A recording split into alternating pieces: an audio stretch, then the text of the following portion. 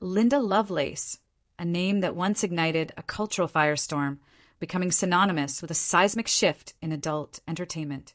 But behind the infamous smile that captivated millions lay a disturbing story of alleged manipulation and terrifying torment, a story that continues to spark fierce debate even decades later. Was she truly the empowered queen of a sexual revolution, boldly charting new territory? Or was Linda Lovelace its most tragic captive, a young woman whose life was not her own? Her unprecedented fame etched her into history, yet it's the dark, unresolved questions about her journey that truly define her complex and haunting legacy. Long before the infamous name Linda Lovelace echoed in adult theaters, there was Linda Boreman, a young woman whose early life was a harsh study in contrasts. She was raised under the strict doctrines of a devoutly Catholic family, a world that reports suggest was also marked by significant unhappiness and emotional turbulence. Her parents, a policeman and a waitress, enforced a rigid upbringing, enrolling her in conservative religious schools where her reserved demeanor earned her the nickname Miss Holy Holy from classmates. This early environment, far from nurturing, created a powder keg of suppressed desires and vulnerabilities.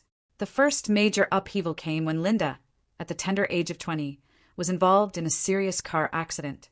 While she survived, this event irrevocably altered her life's trajectory.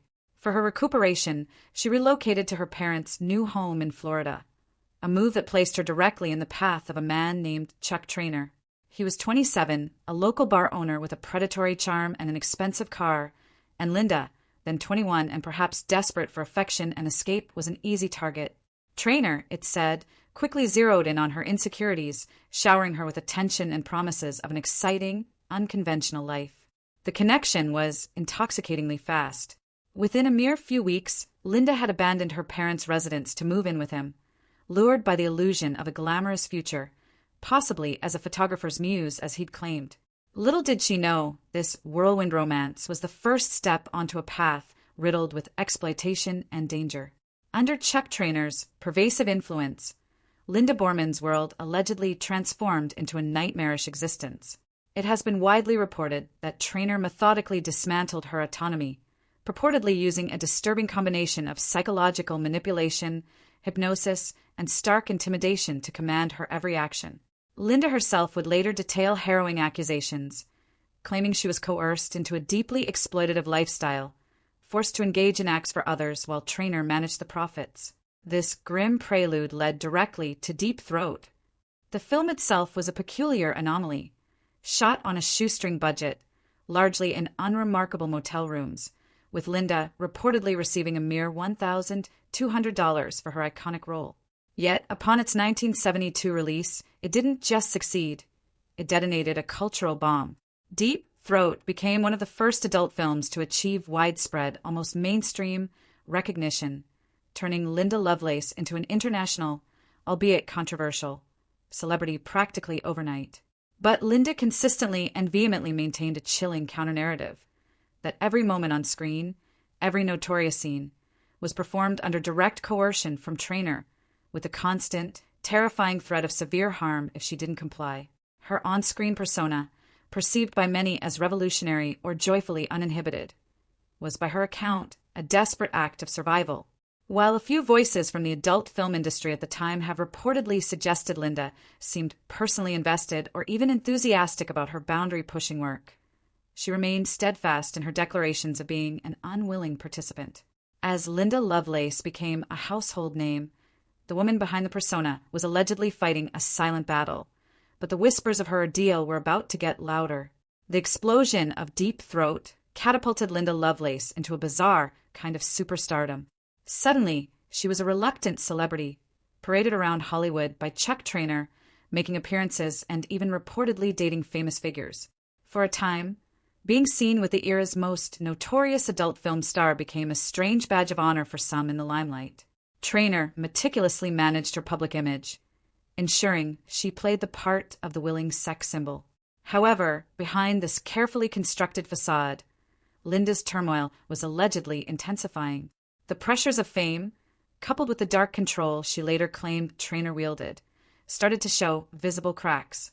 In early 1974, a highly publicized arrest in Las Vegas for possession of illicit substances brought her personal struggles into sharp public focus, hinting that all was not well. This incident and the escalating unsustainability of her situation seemed to galvanize Linda. Later that year, in a move that shocked many, she found the strength to end her relationship with Traynor. This separation wasn't just a breakup, it was an escape. Soon after, Linda began to reclaim her voice, courageously stepping forward to make stunning accusations against her former husband and manager. She publicly detailed a life of alleged horrific abuse, profound coercion, and near total control, painting a picture of her time in the adult film world that was diametrically opposed to her on-screen persona. The world, which had consumed her image so voraciously, was now confronted with a chilling and deeply unsettling narrative. Her escape from Traynor's shadow wasn't just a personal victory. It marked the beginning of a new, outspoken chapter, one that would see her confront the industry that defined her. Freed from Traynor's grip, Linda Boreman embarked on a radical transformation, rebranding herself as a vocal opponent of the adult film industry. She aligned with prominent feminist anti-pornography activists, becoming a powerful, if controversial, voice in their campaign. Her harrowing personal story served as a potent cautionary tale, and she testified about the coercion and abuse she stated she endured.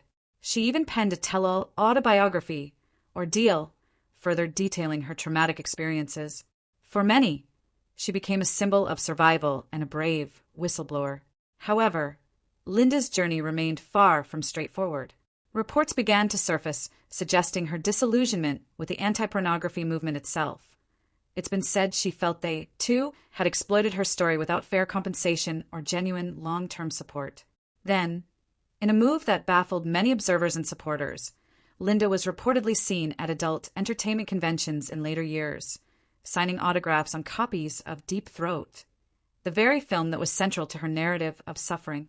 This period added layers to an already complex narrative, with some accounts suggesting a desperate need for income, while others wondered if it signaled a more complicated relationship with her past. Adding to the enigma, in a 1997 interview, Linda made a statement that she was not ashamed of her past, a declaration that seemed to sit uneasily alongside her decades of consistent, vehement claims of brutal coercion. These apparent contradictions only deepened the enigma surrounding Linda Lovelace, a puzzle that would remain incomplete. Linda Lovelace's tumultuous life was tragically cut short in April 2002, following a devastating car accident. She was just 53, leaving behind a legacy as convoluted and debated as her years in the spotlight. So, who was the real woman behind the infamous name? Was she purely the victim of a monstrous manipulator, as her most compelling testimonies suggest? Or did glimpses of willingness, as some claim to see, complicate that narrative?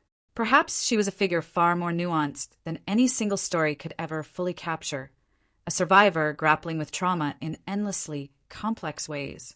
Linda Lovelace remains an uncomfortable icon, a potent symbol of exploitation, alleged survival, and the persistently murky realities of fame's darkest edges. Her story forces us to look beyond the headlines, urging a deeper reflection on the truth, consent, and the enduring, often unanswerable, questions she left in her wake.